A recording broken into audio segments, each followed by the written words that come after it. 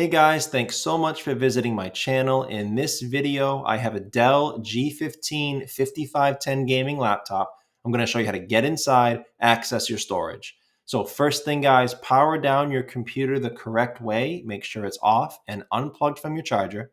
We're then going to flip it over to access our bottom case screws.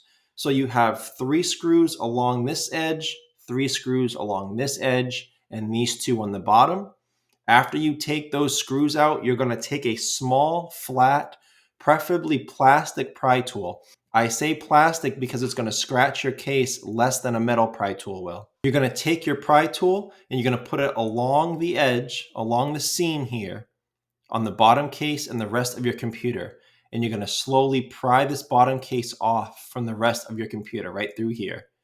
If you get stuck in a certain area, leave it. Go to the other side, continue in the other direction. Also, don't put your pry tool too far in. You can damage some internal components. Keep it right on the edge. And this bottom case was actually fairly easy to take off compared to other computers.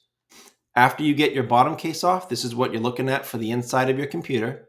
Now, as a general computer repair side note, guys, whenever I'm working on a computer in my shop, I have it sitting on an anti-static pad. Either that or an anti-static bracelet will go a long way to help you avoid damaging things in your computer when you're working on it. If you guys want any help with tools or supplies like that, as well as any of these replacement or upgrade parts for the Dell G15 5510, there'll be a link above, also below in the description with all the tools that I use, as well as all those replacement and upgrade parts for this specific model. Also, before touching anything in a computer, it's best to unplug your battery. This battery unplugs very easily. I held this cable here, took it up a little bit, and I took a pry tool and this black ribbing right there on top, I gently pushed down on that with my pry tool at the same time that I gently pulled down on this cable, and the battery unplugged fairly easily. So after your battery has been unplugged, it's safer to proceed into the computer. You have your stock solid-state drive right here under this copper shield. To get that shield off, there's a screw here on top, also a screw here to the left. That will remove this shield on top of your solid-state drive. And this is what you're looking at there.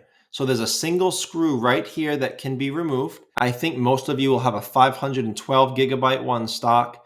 That can slide out of this M2 port right there. Now, in addition to this M2 port right there, there's one on the other side of the computer right here. So you can upgrade and add another solid state drive here, the mirror image here. It plugs into the motherboard here in that M.2 port and fastens down here.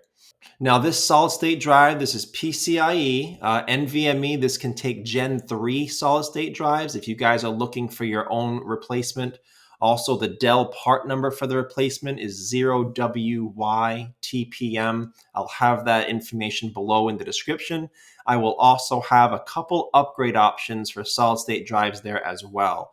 I'll try to have a 500 gigabyte if you're just going for a little upgrade, but I'll also have a terabyte and a 2 terabyte option if you guys really want to upgrade your storage. Little side point, if you do want to extend this for the largest solid state drives, most of you should have an extender bracket, but some of you may not. You may have to purchase it separately. It's okay. It's a very cheap little part.